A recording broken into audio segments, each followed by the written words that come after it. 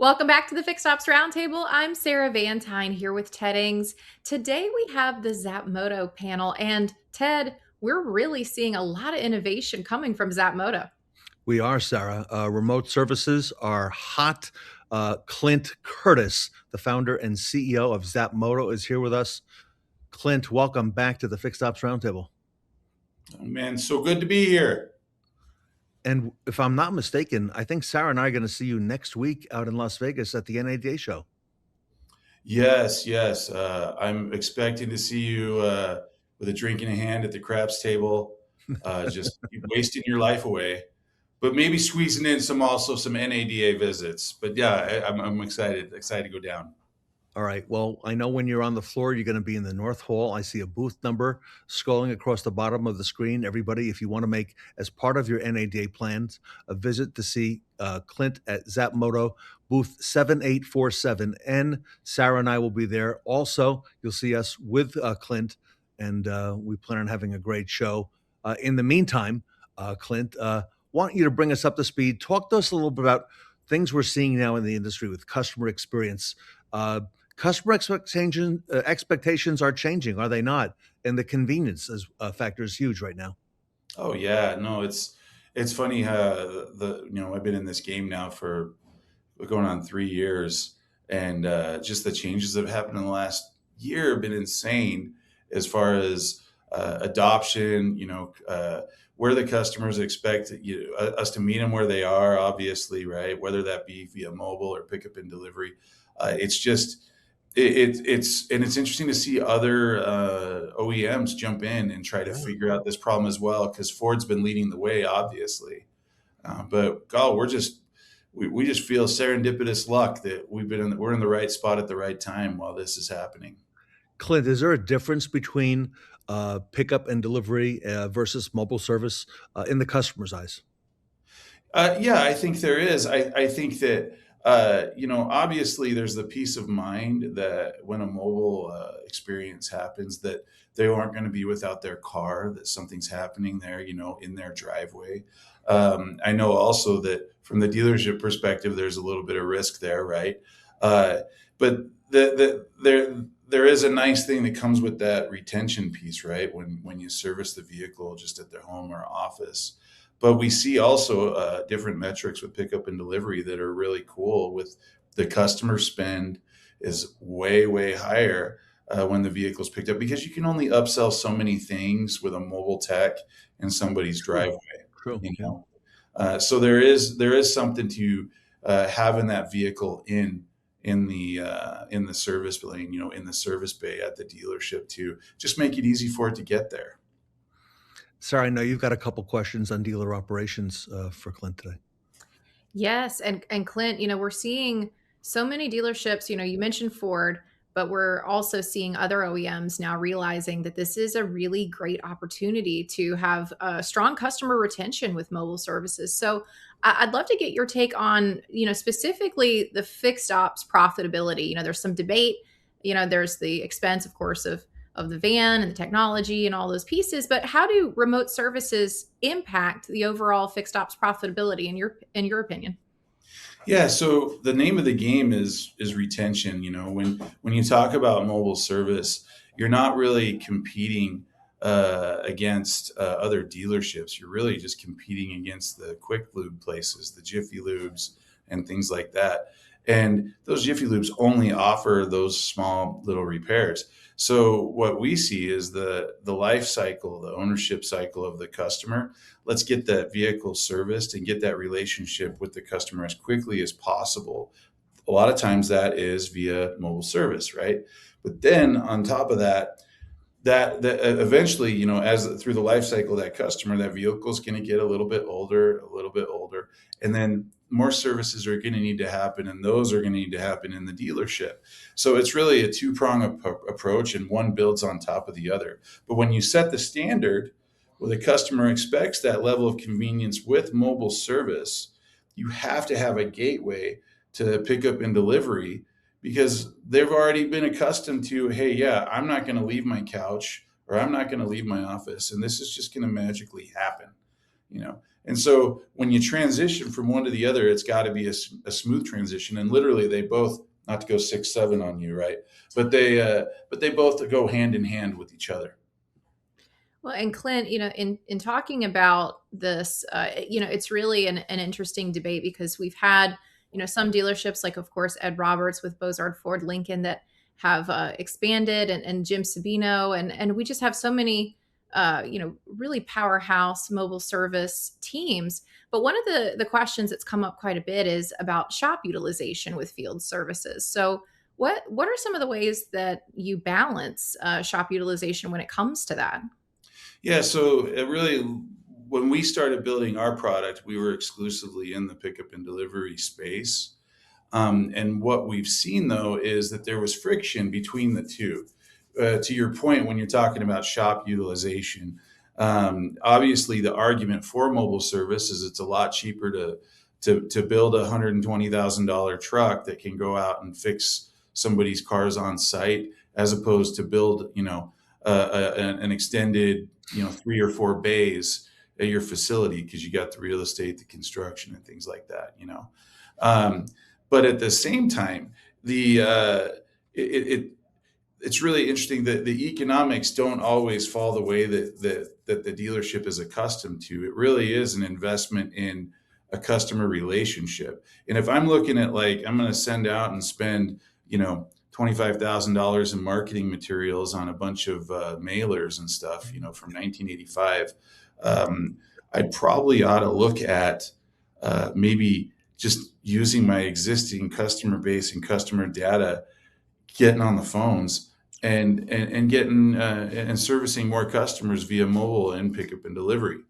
So where we saw the future going was we would have dealerships that were, signed up with us, and they also had a mobile service program.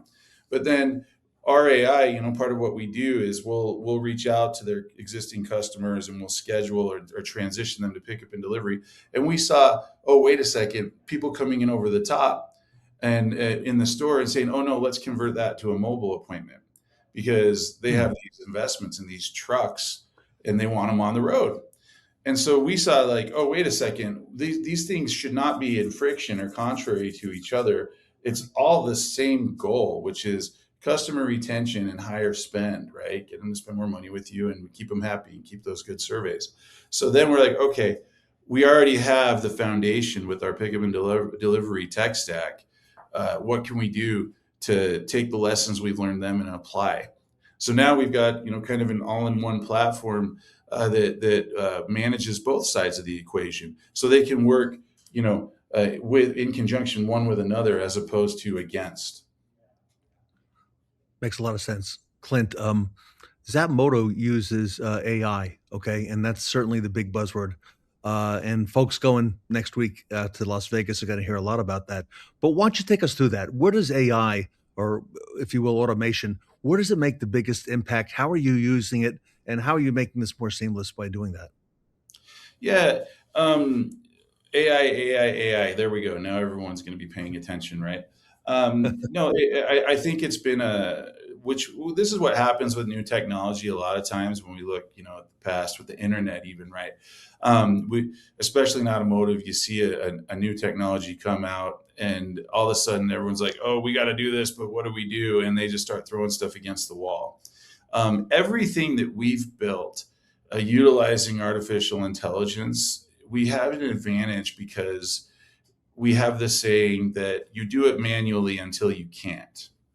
And so within Zapmoto, that's what we do. We do it manually until we can't, and we have to use technology. And then we build technology to augment that process.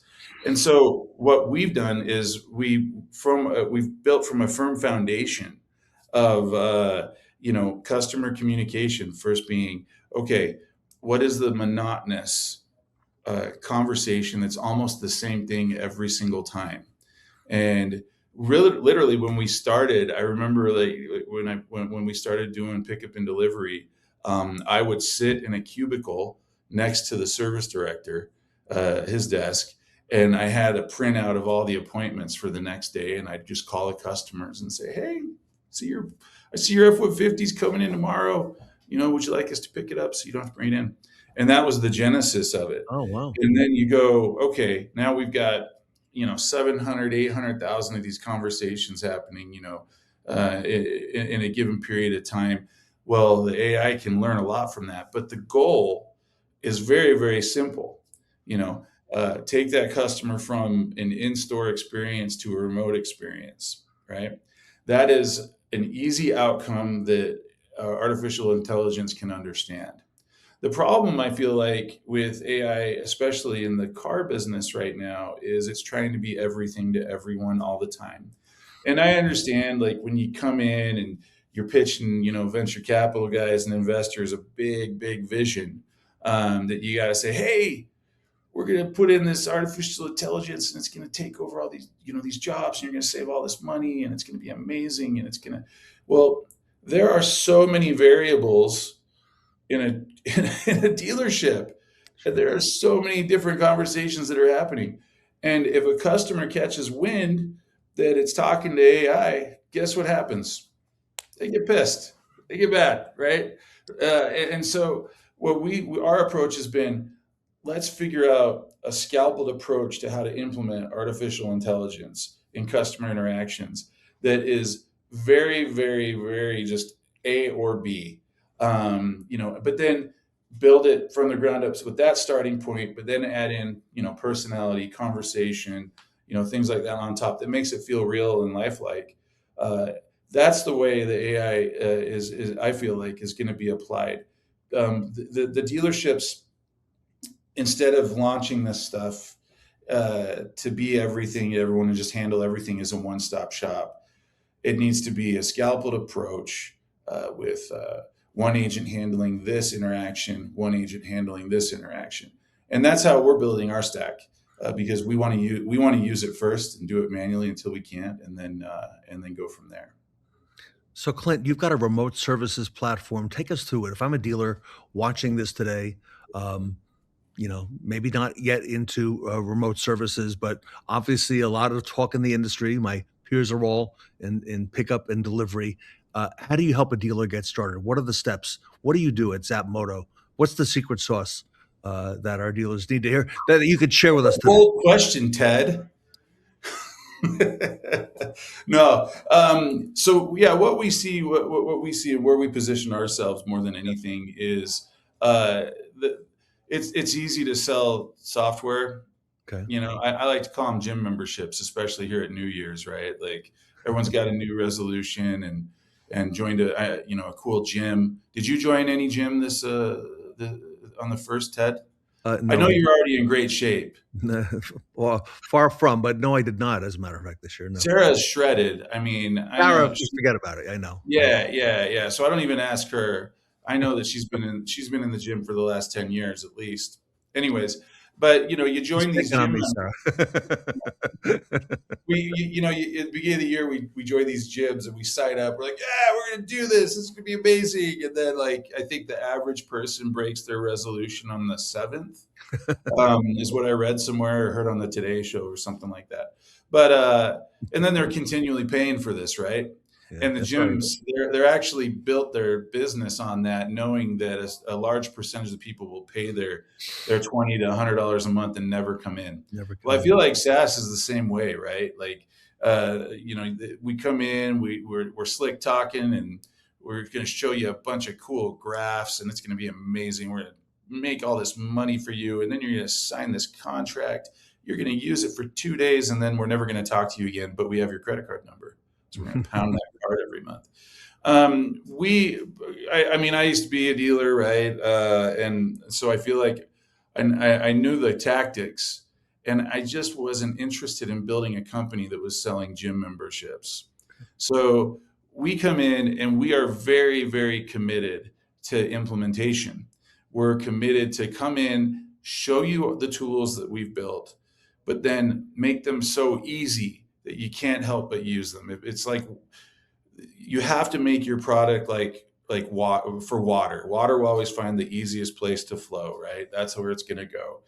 And so you've got to capture and make it so easy that your tool is the one that's the easiest one for the dealer to use. Then it doesn't turn into a gym membership. So part of that is we've got this remote experience program that Ford's pushing. They want pickup and delivery to happen. They want mobile service to happen. Over the last year, you've been convinced to spend 120, 250.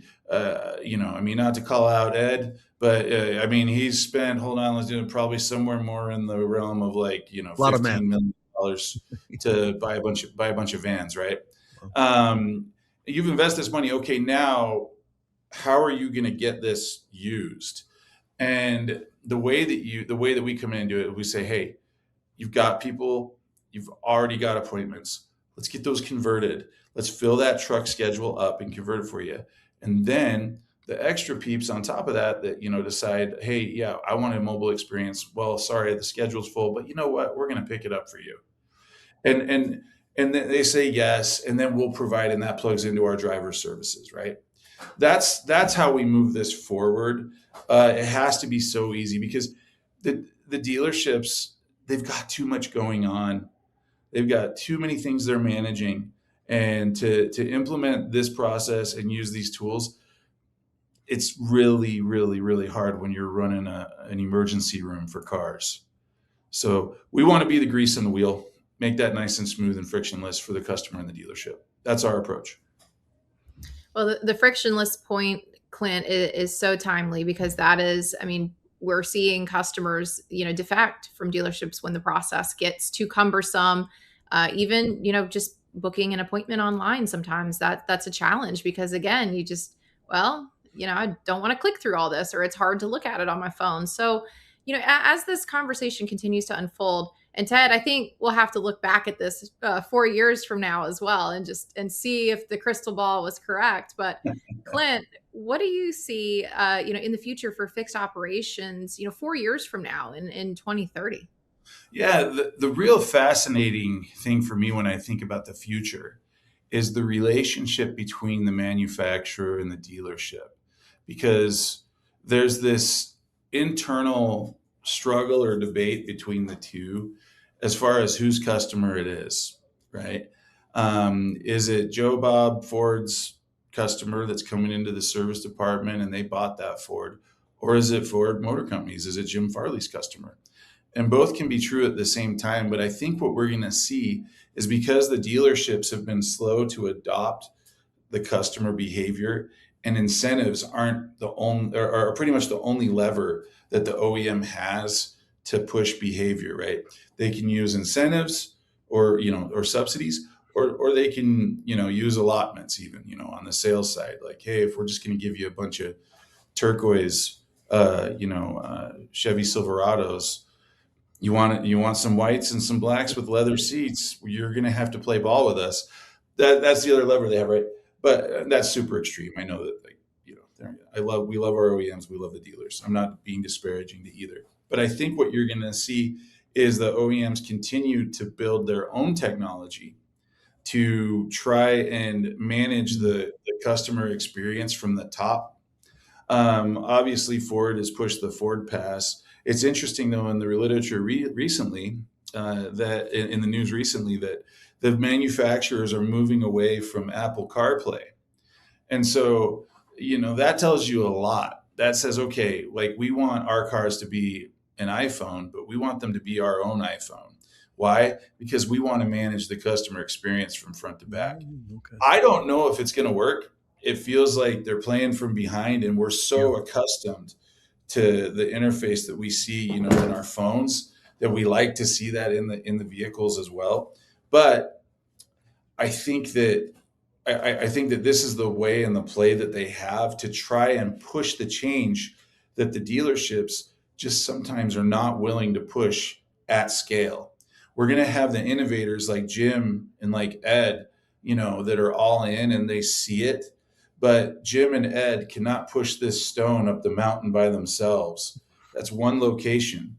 It's a big operation, but it's one location, and there's 20,000 franchise dealerships across the country that are not Tesla, That's right.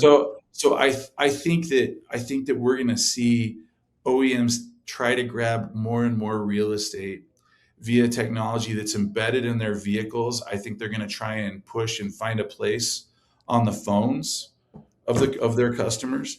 And I think we're going to see a rub and a debate that's going to happen between the OEM, is that their customer, or the dealership, is that their customer, and trying to figure out what that middle ground is. Whereas Zapmoto wants to position themselves as, say, hey, if you make it just really, really easy and it doesn't mess with their workflow in the dealership, these changes can happen, but it has to be really, really, really easy. And as opposed to going all out war, let's one with another. Let's go. Let's work together and beat the big guy in the room, which is Tesla right now. Everybody, Zapmoto is the company. Clint Curtis is the founder and CEO. They specialize in pickup and delivery mobile remote services. They have an amazing platform that a lot of our dealers have taken advantage of and continue to, and it's continuing to grow and evolve as the industry grows.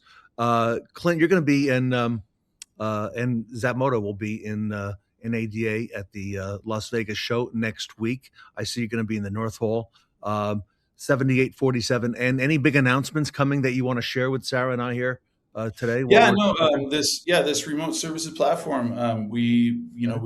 we've expanded our tech reach, our tech offering. It's been in beta, and we are now excited to launch this into the stratosphere Okay. and really help dealerships not just execute pickup and delivery, but help them execute mobile service and implement it with their customer base.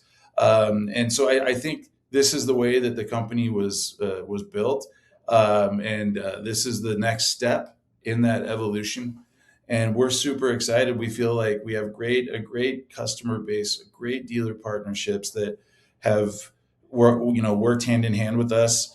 We're excited to roll this out to them, quickly, but then also expand, because there's so much real estate, there's so many opportunities, and the dealerships are just not taking advantage because they're just kind of stuck. Where do I start? And so yeah, we feel like we're in a position where we can help them start. If I'm a dealer or manager watching, can I make that part of my plans to come see you and maybe get a demo on this and see what your 100%. platform Yeah, looks like? I'm gonna be there personally the whole week. We have a great Okay. team. But Clint at zapmoto.com. You can email me direct if you'd like, and we can set up a time. But yeah, we're gonna be there. We'd love to talk to every single person there. We already have quite a few meetings booked, but we're in this for the long haul, and we gotta stay up at midnight, and I can't go play blackjack with Ted and Sarah. I'll stay in the hall with you guys, and Cool. they can, or maybe we just do it at the blackjack table. I'm sure that's allowed in some places. Clint, congratulations to you on the success you're having. Sarah and I will see you next week in Las Vegas. Looking forward to it. Appreciate it. Fixed Ops Roundtable forever. Clint Curtis, everybody, with Zapmoto here with us today at the Fixed Ops Roundtable.